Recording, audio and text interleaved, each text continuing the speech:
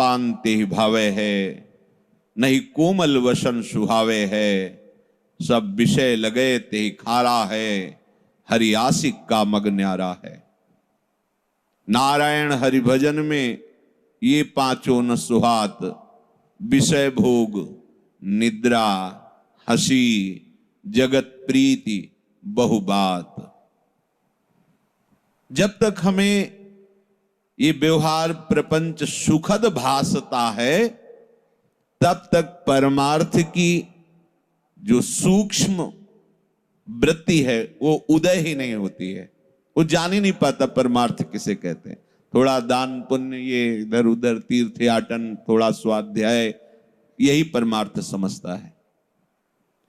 बाहरी क्रियाओं को, शुभ क्रियाओं को परमार्थ समझता है, जबकि ठीक जैसे अशुभ क्रियाएं बंधन कारक हैं, वैसी शुभ क्रियाएं भी बंधन कारक हैं।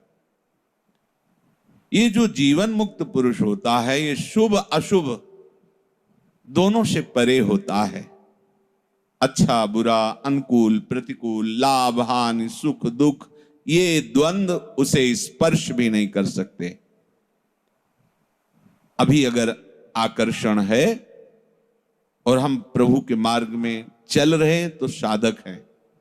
कोई आकर्षण, जित संग दोषा, किसी भी विषय का सानिध्य, वस्तु का सानिध्य, व्यक्ति का सानिध्य, स्थान का सानिध्य, उसके भजन में विक्षेप नहीं डाल सकता।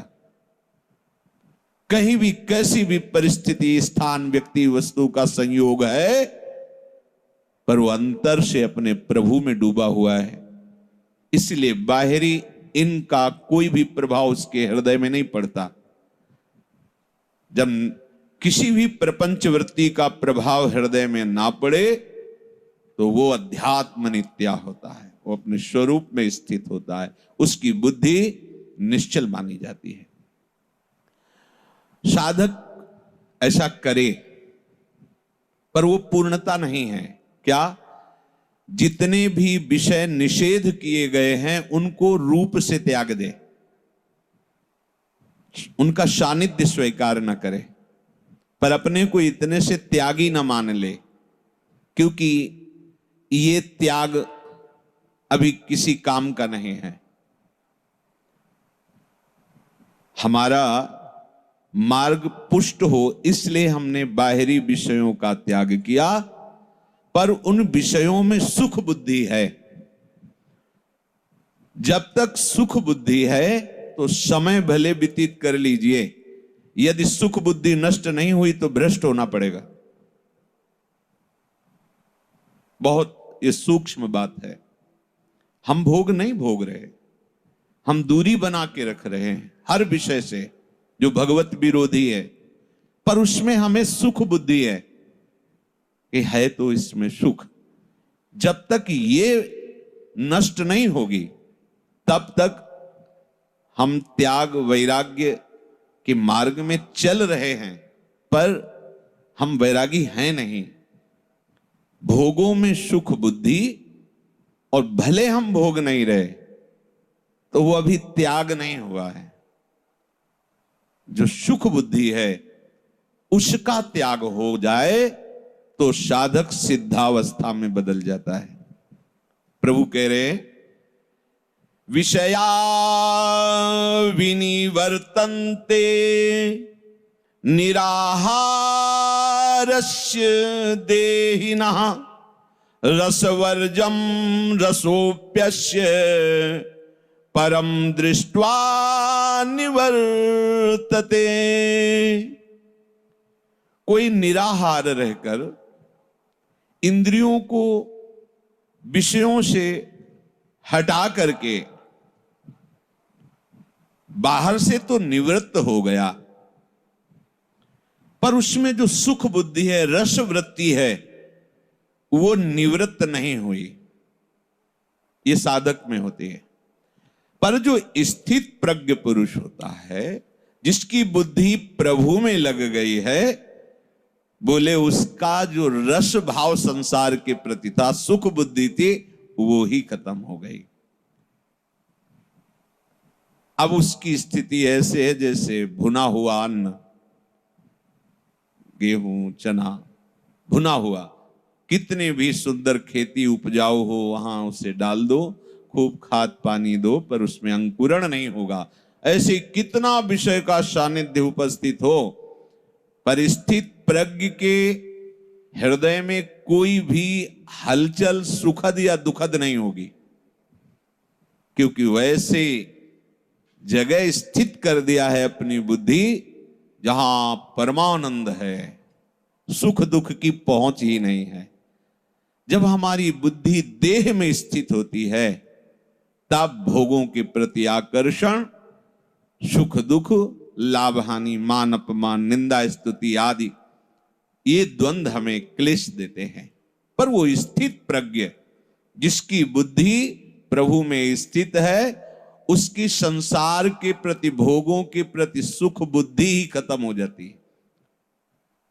बड़ी ऊंचाई तक ये सुख बुद्धि रहती है। कोई ऐसा ना समझे कि साल 2 साल हम भोगों से अलग हैं तो हम त्यागी हैं, हम बैरागी हैं।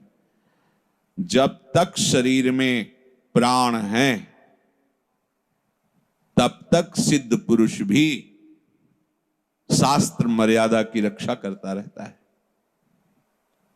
क्योंकि ये भगवान की ऐसी भूल भुलैया माया है, कभी भी कहीं भी जिनकी हर समय समाधि अवस्था रहती है उनको भी विचलित कर दिया।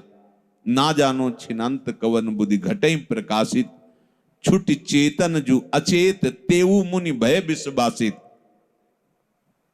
उनके भी हृदय पर विषय ने अपना प्रभाव डाल दिया, पर भगवत चरणारविंद के प्रेमी के हृदय में डाल दे, ऐसा किसी विषय में सामर्थ्य ही नहीं।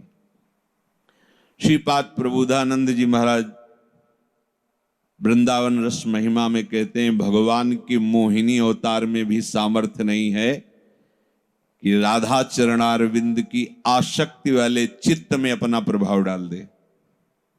जो गोरे चरणारविंद की आसक्ति से युक्त हो गए हैं, उनके हृदय में भगवान के मोहिनी अवतार की भी सामर्थ्य नहीं, जो महादेव जी को भी विचलित कर दिया। जिस मोहिनी रूप ने महादेव जी को भी विचलित कर दिया, वो मोहिनी रूप राधा दासी भाव वाले हृदय में किंचन मात्र भी प्रभाव नहीं डाल सकता। भगवान का और माया की तो बात जाने दो, क्योंकि ये जो संसार के प्रति सुख बुद्धि है ये अहंकार में रहती है, देहाभिमान में। जो इस पांच भौतिक शरीर को मैं मान रहा है और इसी में ममता किए हुए है, और चाहे जितना ज्ञान बघारे, चाहे जितनी वैराग्य की बातें करे, पर उसका चित्त, उसका मन, उसके हृदय की स्थिति विषयों में सुख है, इसी में रहेगी। और जब ये अहंकार, ये अहम प्रियालाल के चरणों में समर्पित हो जाता है, तब ऐसी पावन स्थिति स्वाभाविक प्रकट होती है जो किसी साधन से नहीं होती। उसे अच्छा ही नहीं लगता है, उसको ये अकल लगानी नहीं पड़ती, ये बुद्धि नहीं लगानी पड़ती कि ब्रह्म सत्यम जगन मिथ्या, ये उसको कुछ अच्छा नहीं लगता। बस एक हृदय में अजीब सी पीड़ा हो रही है,